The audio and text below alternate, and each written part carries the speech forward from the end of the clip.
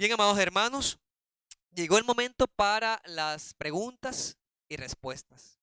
Entonces, vamos a invitar a los hermanos predicadores, hermano Luis, hermano Felipe, el pastor y bueno, y yo nos sentaremos acá y el hermano Moisés nos puede ayudar, o bueno, creo que como presidiendo eso, coordinando los turnos de los que deseen hacer algunas preguntas. Bien. No sé si el pastor recuerda ayer cuando usted puso lo del credo, me parece interesante porque, bueno, yo decía la iglesia católica que hay una parte del credo que dice, creo en la iglesia católica y romana. Sí, entonces yo creería que sería importante porque uno se queda como, pero los católicos como nosotros vamos por otra línea, digamos, pero me pareció interesante la explicación que me dio a mí y creo que es interesante para los demás hermanos. En el credo. No, hermano, esto es simple y los mismos católicos lo reconocen. La palabra católico es universal. Cuando yo digo que soy católico, lo que estoy diciendo es que pertenezco a la Iglesia Universal de Jesucristo. Nosotros somos católicos. Lo que pasa es que la religión católica se apropió del término y cuando lo escuchamos como que nos incomoda porque no es de nuestro lenguaje. Pero la verdad es que nosotros también somos católicos, en el sentido de que pertenecemos a la Iglesia Universal de Jesucristo. Todos somos católicos, todos pertenecemos a la Iglesia de Cristo.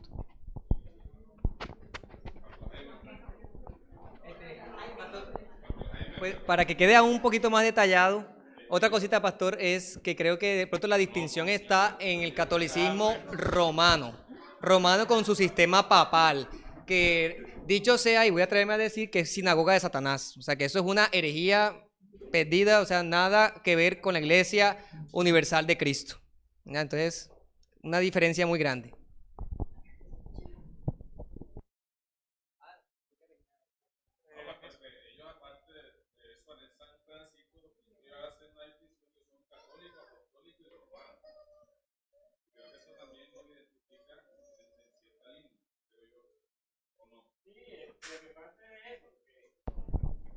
Nosotros somos católicos, somos apostólicos, pero no somos romanos.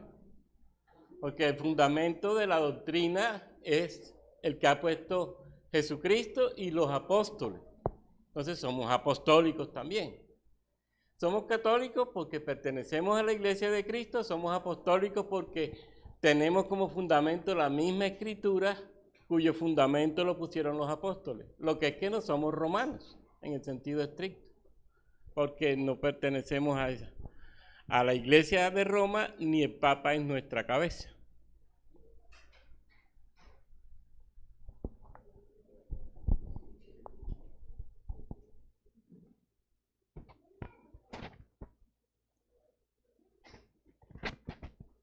Buenas tardes, para el hermano Luis una consultica y es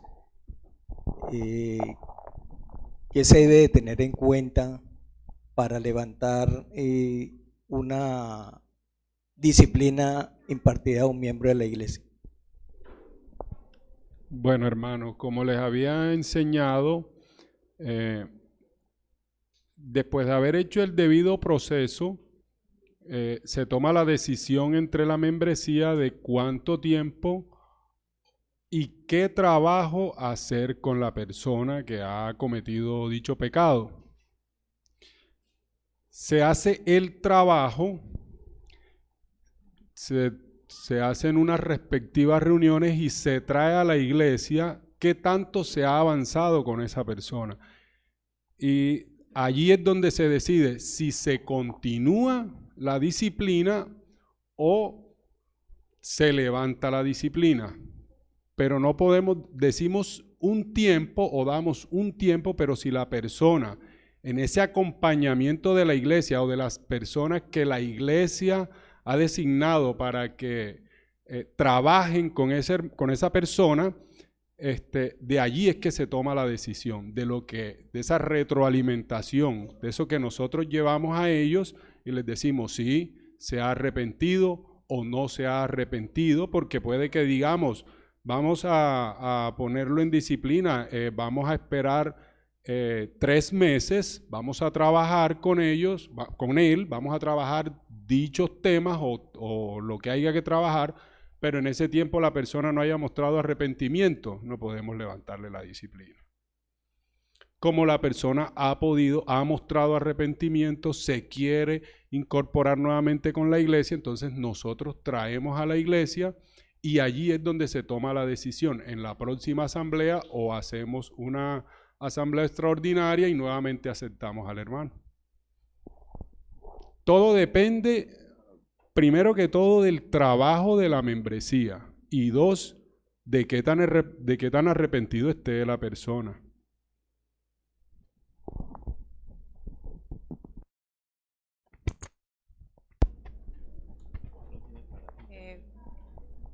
Mi pregunta también es para usted, hermano.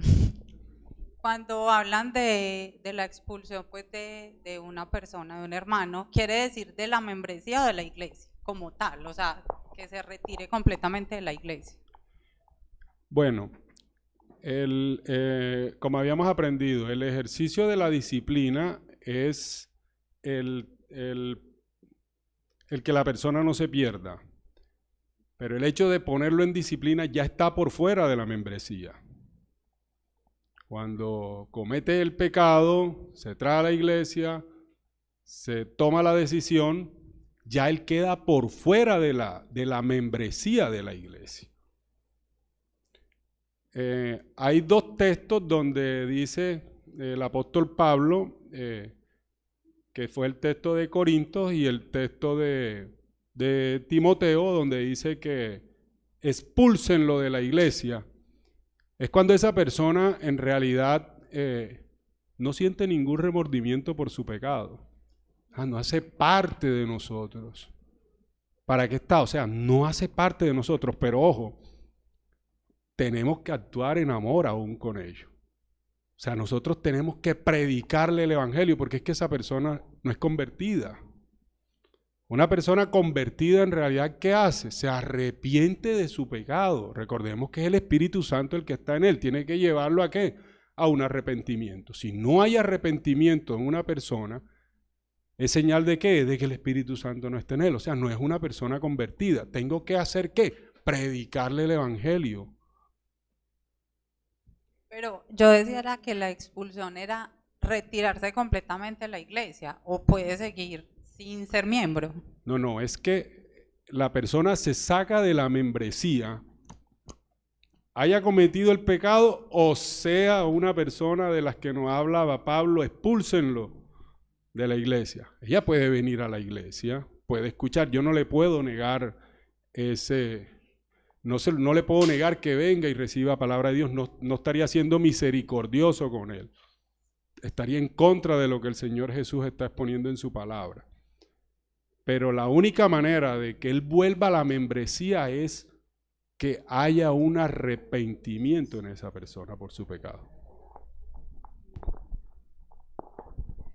Hermanos, lo que pasa es que recordemos que el tema de la membresía o de la disciplina es que la disciplina eclesiástica se aplica a los miembros de la iglesia. O sea, si usted es un asistente regular de nuestra iglesia que no ha hecho el proceso para hacerse miembro de esta iglesia y usted cae en un pecado escandaloso, pues nosotros no podemos hacer nada por usted. No es que le vamos a decir ya usted queda expulsado, no, porque no eres miembro de nuestra iglesia. Y al no procurar hacerte miembro de esta iglesia, pero eres un asistente regular, quiere decir que es como si estuvieses en unión libre. No tengo ningún compromiso contigo, me voy o estoy así. En cambio, cuando una persona es asistente regular y en su corazón está el hacerse miembro y se hace miembro porque se ha comprometido con lo que hemos mencionado de lo que hace la iglesia local. Entonces, como iglesia lo cuidaremos con mayor énfasis, que era lo que mencionábamos ahorita. Los miembros de la iglesia tienen el deber de hacer énfasis en su cuidado, en su supervisión, en su servicio a los miembros de la iglesia local. Todo aquel que no es miembro, claro, lo recibimos, le servimos. Y yo sé que muchos de ustedes que de pronto no son miembros han recibido el servicio y el amor de muchos de nosotros, pero no podemos hacer ese énfasis porque la Biblia nos llama a los que se han comprometido en esas iglesias locales.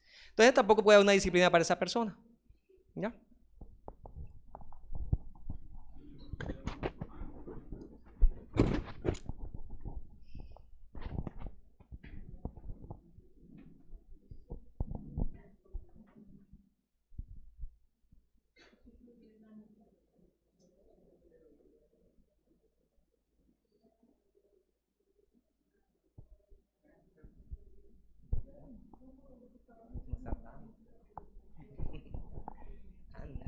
Es para que quede en la grabación.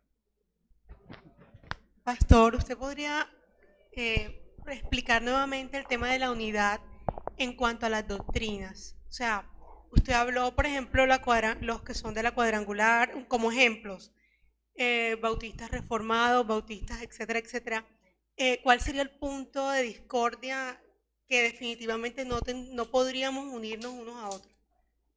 O sea, el mensaje. En esto la temática es amplia.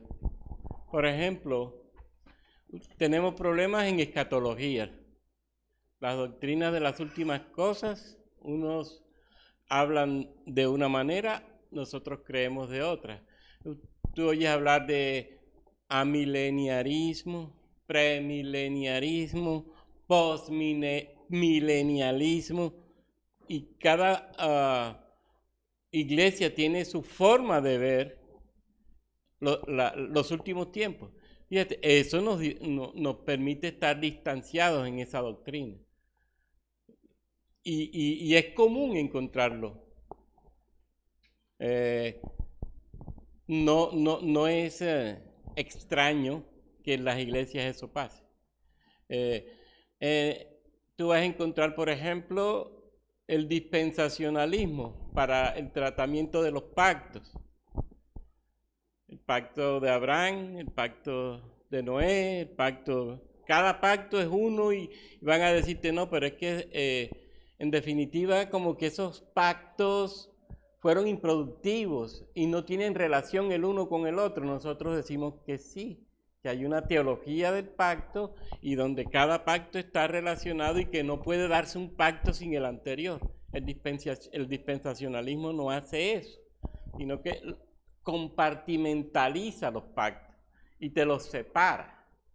Nosotros no, nosotros creemos. Entonces, en escatología, en este tipo de temas, hay diferencias.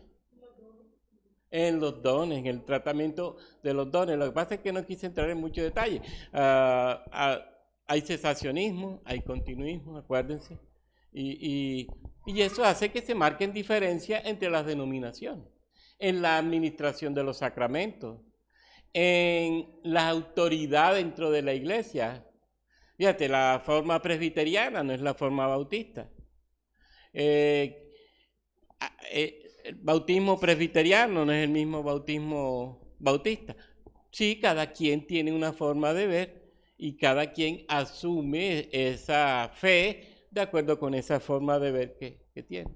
Sí, hay temas que nos separan y que marcan diferencia entre una denominación y otra. Claro que sí.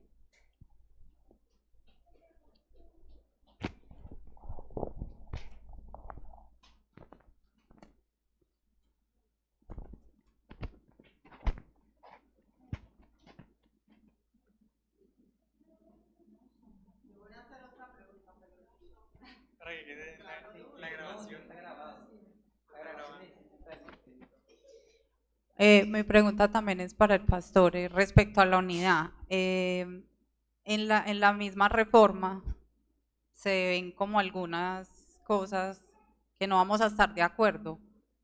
Pero entonces mi pregunta es, ¿la unidad solamente respecto a la doctrina o también en el modo de administración de las iglesias? Porque hay iglesias que hacen la cena cada 8 días, una cada mes y otras cosas que pudiesen hacerse dentro de la iglesia. O sea, ¿ahí aplicaría la unidad también o solamente es en la parte doctrinal?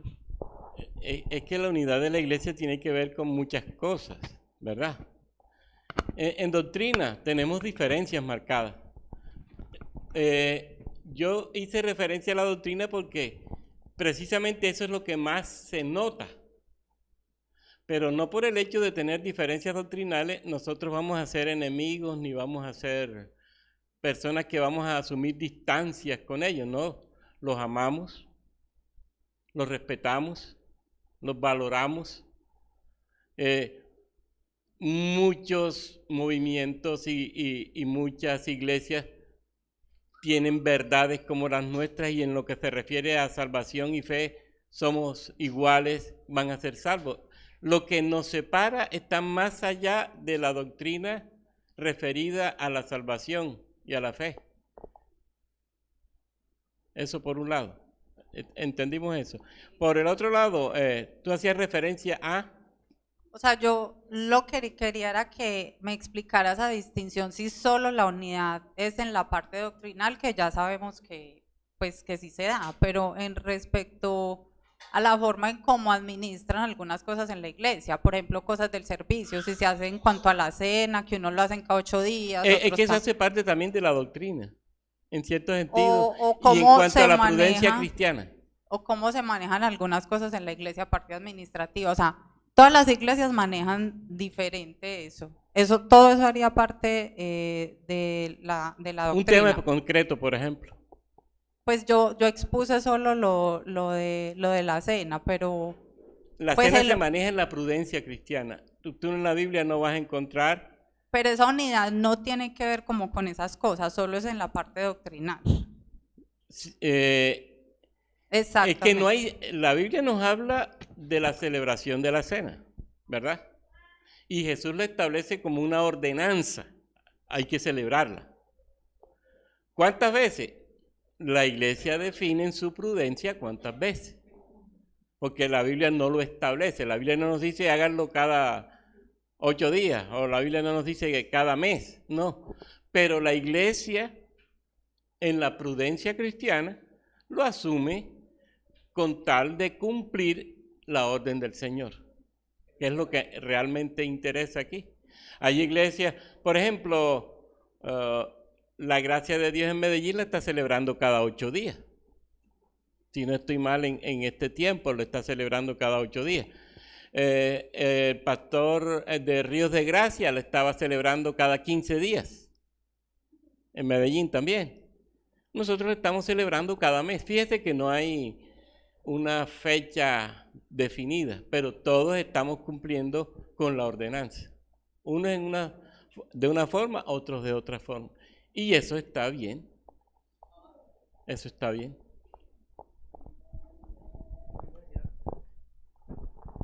Yo creo que el tema de la unidad en ese aspecto, básicamente creo que es más doctrinal. O sea, yo creo que lo que más como iglesia procuramos. Al ser nosotros una iglesia bautista reformada, somos independientes, por ejemplo. Entonces, al asociarnos con otras iglesias o tener comunión con otras iglesias, vamos abriendo el espectro de con quién, el círculo de relación, dependiendo de con quién tenemos más afinidad en ciertas cosas. Yo creo que la parte administrativa no tanto, o la parte de cómo se hacen las cosas no tanto, pero eso influye. Entonces, por ejemplo, con las iglesias bautistas reformadas, como decía el pastor Jaime, especialmente el pastor Julio, Sergio, en Medellín o algunos otros, en Cali, Prieto, tenemos mucho en común, no solamente tanto en doctrina, sino también en práctica, mucho más en común. Por lo tanto, pues habrá más comunión o más facilidad de hacer comunión con ellos. Aunque para ciertas cosas también podemos tener comunión con otras iglesias que no sean exactamente la misma liturgia, la misma cosa, pero que tendremos cierta comunión doctrinal. Entonces yo creo que como que se va ampliando, ¿no? Están las iglesias más parecidas tanto en doctrina como en práctica, pues será más fácil tener comunión con ellas, ¿verdad? Pero a medida que vamos ampliando algunos temas, entonces ya se va haciendo más la diferencia y vamos viendo en qué aspectos se puede o no. Sencillamente, aunque los consideremos hermanos y todo, pero no tendremos todo ese tipo de reuniones o cosas por las diferencias que hay. Y está bien. Y está bien.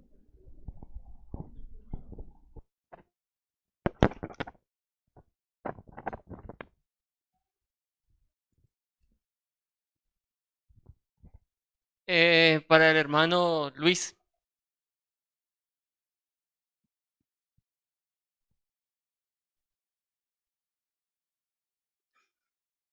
Hermano, una pregunta. ¿Qué problemas podría acarrear una iglesia si deja pasar por alto o permite el pecado, un pecado gravoso, como por ejemplo en Corintios 5 de este hombre que estaba con su madrastra. ¿Qué pasaría, qué problemas podría llevar a una iglesia si permite estos tipos de pecados gravosos en la iglesia? ¿O qué consecuencias puede llevar? Bueno, al inicio de la enseñanza,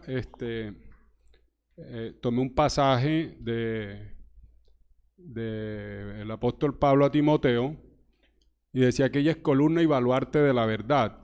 Si nosotros permitimos dentro de la iglesia el pecado o un pecado escandaloso y no tomamos las respectivas o no hacemos el debido proceso bíblicamente, lo que hacemos es que dañamos la iglesia.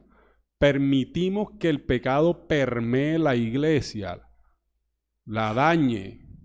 ¿Qué consecuencias? Bueno, las consecuencias que tenemos es que tenemos el pecado dentro de la iglesia y si nosotros no actuamos en ellos, lo que va a pasar es que ¿qué van a hacer el resto de la iglesia? Va a llegar un momento en que ninguno de nosotros se va a dar cuenta del pecado y todos vamos a estar sumergidos en el mismo pecado. Vamos a enfermar la iglesia.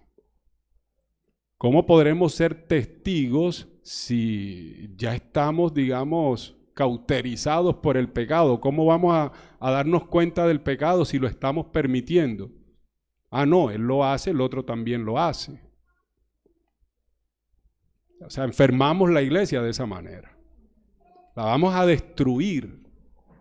Porque recordemos que el pecado lo que hace es destruir.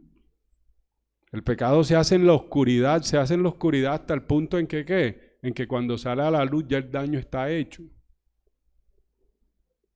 ¿Qué dice Santiago acerca del pecado? Que el pecado me lleva a la muerte. Esa es la última, ese es lo que nace del pecado, digamos, el último resultado es la muerte. Pero mira que la iglesia de Corinto dice que estaba envanecida. Eran orgullosos. Mira el daño que va haciendo el pecado, va envaneciendo al creyente.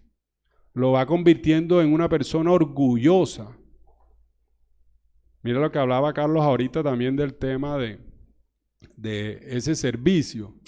A veces no servimos porque nos creemos mejores o que eso no es para mí. Mira, eso cuando permitimos el pecado dañamos la iglesia de esa manera. Miramos el trabajo de otro por debajo del de nosotros. No es que el mío es más importante, no. Todos somos importantes en él. Todo el trabajo que hacemos, todo el servicio que hacemos es importante. De esa manera vamos permitiendo dañar la iglesia. Y es una responsabilidad. Dios ha puesto la iglesia local, digamos, en manos de los creyentes, que somos los que la conformamos. Conformamos la iglesia, ¿qué tenemos que hacer? Cuidarla. Recordemos que fue Cristo quien pagó o quien la compró, no la compramos nosotros. Y la compró y nos dejó claro qué tenemos que hacer con ella, cómo lo debemos hacer. Es que esto es lo hermoso, porque es que no tomamos las decisiones por lo que nosotros creemos. Ah, es que vamos a tratar un pecado. Ah, ven, tratémoslo de que creemos en esto. No, tenemos que ir a las Escrituras y las Escrituras son las que nos van a dar el aval para nosotros tomar la decisión en dicho momento. Ok, hermano, también tienes razón porque nosotros representamos al Dios santo y justo. Y pensando también en Israel, este era un pueblo diferente al de las demás naciones. El pueblo de Israel debió mostrar la justicia y la santidad de Dios para dar ejemplo a todas las naciones. Por lo cual nosotros también tenemos que andar en este estándar de justicia y santidad de Dios para mostrarle a los demás el carácter de Dios. También pienso que, por lo que dijiste, también debería ser mantener un alto estandarte en la santidad para mostrar al pueblo el carácter de Dios. Y bueno, un solo pecado de cualquier miembro influye, o sea, a toda la congregación, afectaría a toda la congregación. La iglesia es el cuerpo de Cristo. Y si al cuerpo le pasa lo más mínimo, ¿será que no te resiente todo el cuerpo? Un pecado resiente a toda la iglesia. Si un pecado a nosotros no nos duele, revisemos nuestro corazón. ¿Dónde está el amor de la iglesia? Si una de las cosas que nos muestra la disciplina es que nosotros tenemos que actuar en amor, es que si no nos afecta, no nos damos cuenta de ello. ¿Cómo voy a rescatar a mi hermano si a mí ese pecado de él no me afectó? Imagínate. O sea, claro que nos afecta absolutamente a todos. Eso tiene que causar dolor en nosotros. Dolor. Cual sea el pecado. O imagínense donde una persona de nosotros se levanta enseñando una doctrina diferente. ¿Será que no nos duele ese hermano que durante tanto tiempo nos sirvió, que durante tanto tiempo estuvo con nosotros y hoy enseña algo diferente? Claro que nos duele.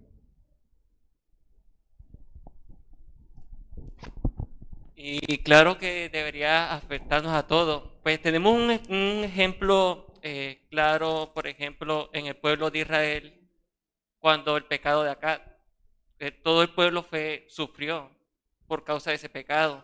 También los ejemplos de los reyes que fueron malos, también todo el pueblo subió por causa de los reyes. Y tiene razón, hermano.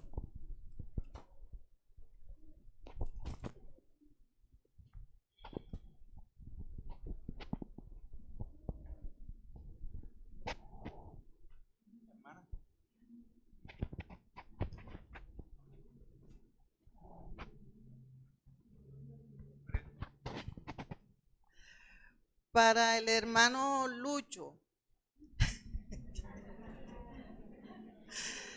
Hermano, ¿cómo hace la iglesia cuando exactamente uno no sabe si un hermano está en pecado escandaloso, por decir algo sexual, inmoralidad, y ese hermano se niega? ¿Cómo hacemos para ponerlo en disciplina? Bueno,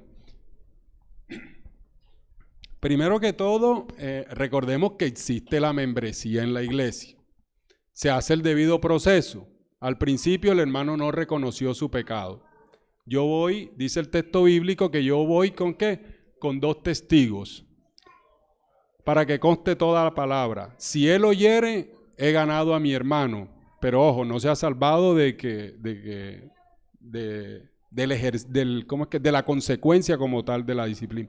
Se negó, lo tengo que traer a la iglesia.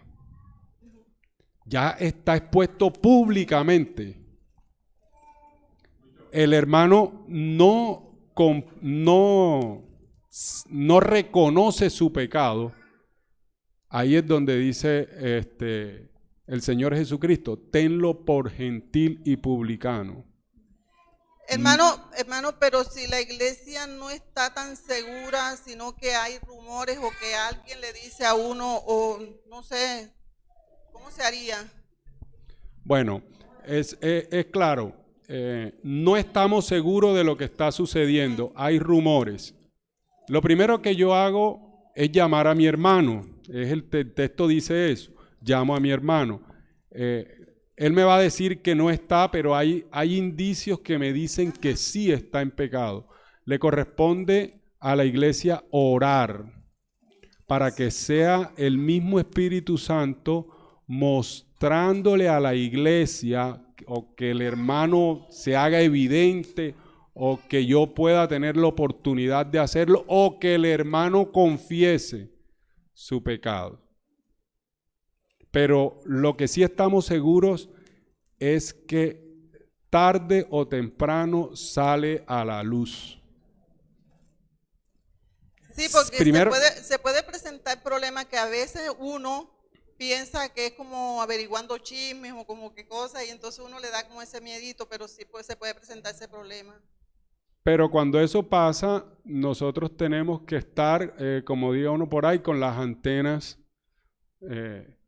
levantadas. ¿Qué pasa? Tenemos que estar en ese trabajo, orando y estar haciendo un seguimiento. Recuerde que responsabilidad ¿de quién? De la membresía, responsabilidad de la iglesia.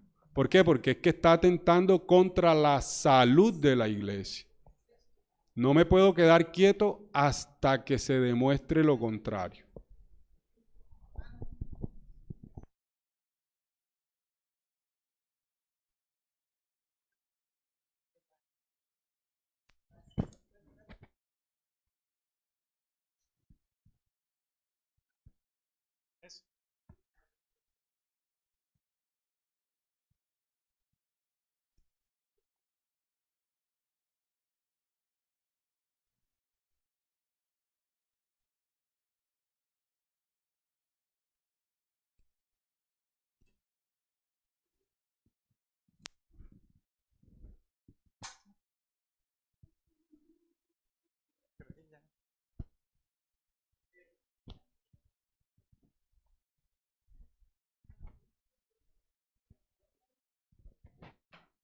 Hermano Carlos,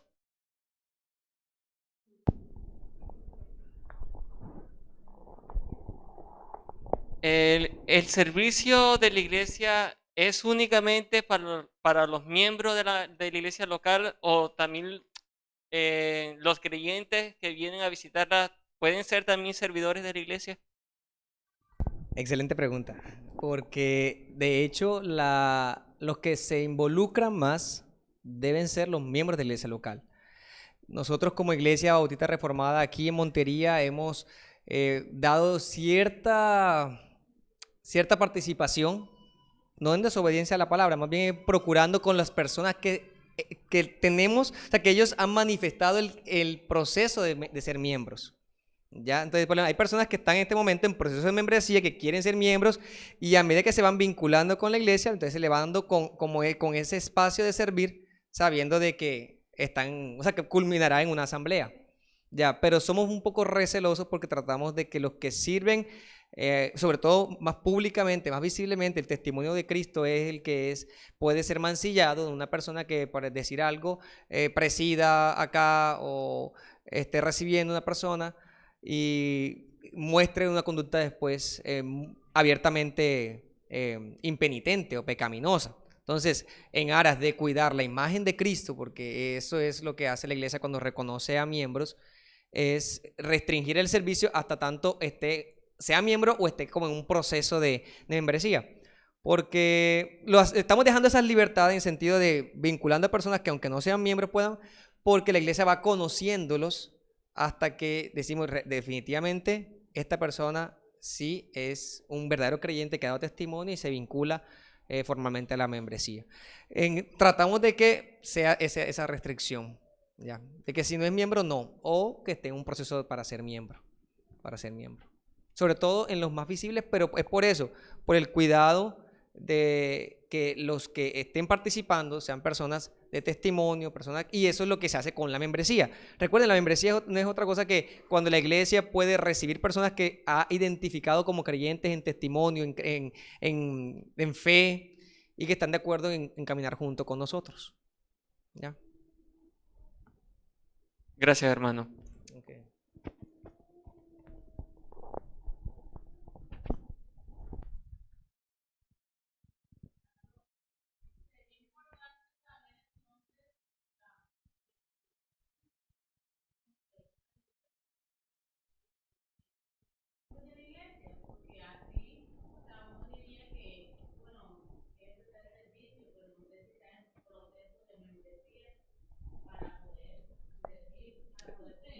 Sí. Normalmente lo que estamos haciendo para hacer esa lista, por un lado está la clase de confesión de fe, pero ahora que está trabajándose en los domingos en la mañana, entonces es la manifestación abierta de esas personas, ya sea el pastor o a los diáconos, de que está interesado en ser miembro de la iglesia. Y lo que, bueno, empezamos a hacerlo muy pronto, ¿verdad? Que en las asambleas estamos tratando ya de anunciar, tal persona está en ese proceso de membresía. Ya es lo que estamos, pero ese es un proceso pues que estamos empezando ahorita. Como en junio fue que empezamos estas personas están en proceso de membresía o están queriendo, entonces vayan observándolos, están estudiando, quieren identificarse con la doctrina de la iglesia, han manifestado querer ser parte de la iglesia. Y sí, pero hay que seguir eso, hermano, haciéndolo.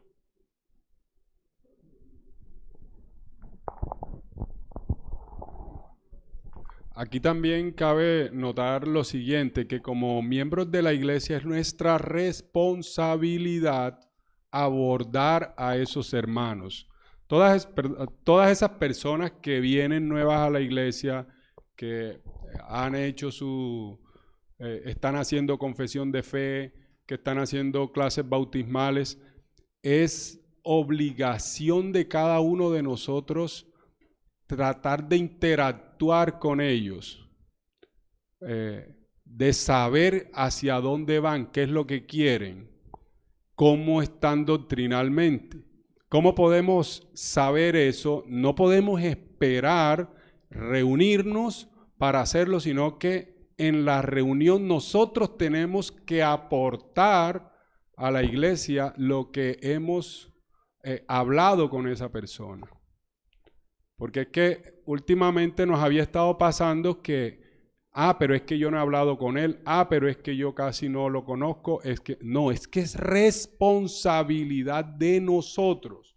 O sea, en ese sentido, no estamos haciendo bien el trabajo de miembros con esas personas que vienen nuevas. Es un trabajo de la iglesia, responsabilidad de nosotros. ¿Por qué? Porque recordemos que somos nosotros los que vamos a levantar la mano. Si lo aceptamos, hermano. No lo aceptamos. Y si no lo aceptamos, tenemos que decir por qué no lo aceptamos. No es que yo no lo acepto porque es que no lo conozco, pero ven, él tiene 6 meses de estar aquí, 1 año de estar aquí, 2 años de estar aquí. Entonces, ¿de quién es la falta? Mía como miembro de la iglesia. Él va a mostrar qué debo hacer para ser miembro de la iglesia. Yo quiero ser miembro de la iglesia, porque eso es lo normal de una persona que convertida. Viene, ¿qué quiere hacer? Se convierte, quiere bautizarse, quiere mostrar públicamente que ha sido una persona que ha pasado de muerte a vida. ¿Y cuál es el siguiente paso que él quiere hacer? A ser parte de una iglesia local. Y él lo va a mostrar. Y con el que él tenga mucha más afinidad con esa persona le va a decir, o se va a dirigir de pronto a uno de los líderes o algo de la iglesia, a un diácono, o quizás al pastor. Pero la obligación como mía es que ven acá, tú llevas 6 meses aquí y ven, ya eres bautizado, no eres bautizado. Sí, soy bautizado. Bueno, quiero ser miembro de la iglesia. Bueno, ven, claro. Pero si no, entonces cuando se viene la reunión, no, pero es que no lo conozco. Entonces son responsabilidades de nosotros. En ese aspecto, nosotros estamos muy mal. Esperamos que Dios nos ayude en esto para que, qué hermoso es que cuando se hable un tema de que vienen carta de membresía, sí, no es que yo he hablado con él, sí, es que él es muy afianzado en tal doctrina, sí, no, es que mire, no tengo claro en las conversaciones que he tenido con él, pienso que tiene dificultades o falencias aquí. Bueno, entonces como iglesia, ¿qué vamos a hacer? Vamos a trabajar por él en esto. ¿Para qué? Para que esa persona, para que ese hermano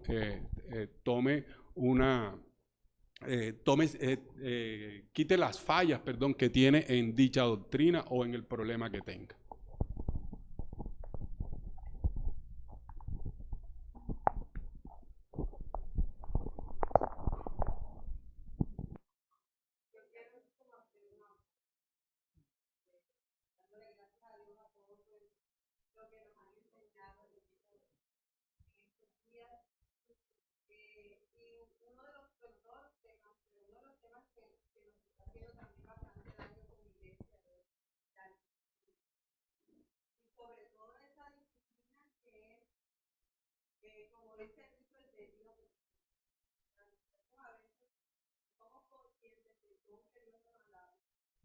es un privilegio yo poder llamarle la atención a mi hermano y que en la gracia de Dios ese hermano reconozca su pecado, se arrepienta y vuelva al camino de Dios. Si yo como iglesia entiendo lo importante que es que mi hermano se reconcilie con Dios, yo seré más dinámica en procurar su relación con Dios. Entonces, que Dios tenga misericordia de nosotros, mi hermano. Yo estoy segura por lo que dice la palabra y lo que nos acabaron de enseñar estos hermanos, que Dios no va a hacer caso omiso cuando nosotros ignoremos el pecado del otro. Miren, Dios tiene diferentes maneras de actuar con cada uno de nosotros. Dios hay algunos de nosotros que no necesitamos que nadie nos diga nada, porque nosotros mismos por la palabra y por el Espíritu nos damos cuenta del pecado, reaccionamos y le pedimos perdón a Dios y nos reconciliamos con el que nos tengamos que reconciliar. Pero hay hermanos que no son así. Por eso es que Dios dice, exhórtalo, anímalo, mira que hay ociosos, mira que hay... Todos no somos ociosos, todos no somos de poco ánimo, todos no somos débiles en la fe. Hay unos que tienen un nivel, otro nivel según la gracia y el don de Dios. Que Dios en su bondad nos ayude. Seamos conscientes de que ese otro, Dios murió por él, el Señor Jesús murió por él, que necesita de nuestra ayuda. Necesita de nuestra ayuda. Hay algunos hermanos que pueden estarse muriendo, revolgándose en su pecado y nosotros que podemos sacarlos y no los ayudamos. De que Dios tenga piedad de nosotros y nos ayude en este pecado. Gracias, hermana. Bueno, ya por motivos del tiempo hemos finalizado esta sección. Ya vamos a despedirnos en oración. Le pedimos al pastor para despedirnos en oración. Bendito Dios y Padre nuestro, qué alegría, Señor, haber celebrado este día, un día en que nos hemos gozado en comunión los hermanos, juntos, en armonía, un día en que hemos alabado y exaltado tu nombre, un día en que hemos aprendido de tu palabra, un día en que nos sentimos, Señor, que tú nos has hablado de una manera clara y especial y que sin duda alguna, Padre, nos hemos gozado, hemos estado en la alegría tuya, en el gozo tuyo, Señor. Gracias por bendecirnos de esta manera tan particular y tan especial, Señor. Y gracias porque esto que ha hecho tu pueblo, tu iglesia, siempre es procurando tu gloria, tu honra, tu alabanza. Gracias, Señor, porque sabemos que tú nos seguirás ayudando para que podamos cumplir con la tarea que tenemos. Y gracias, Señor, porque en ti hemos siempre encontrado la vida y tenemos la vida. Y en ti, Señor, seguiremos caminando hasta la eternidad. Cuídanos ahora, guárdanos hacia nuestros hogares y que, Señor, terminemos este resto de día alabando y bendiciendo tu nombre, sirviéndote a ti. Gracias, Padre, en Cristo Jesús y en el Espíritu Santo. Amén.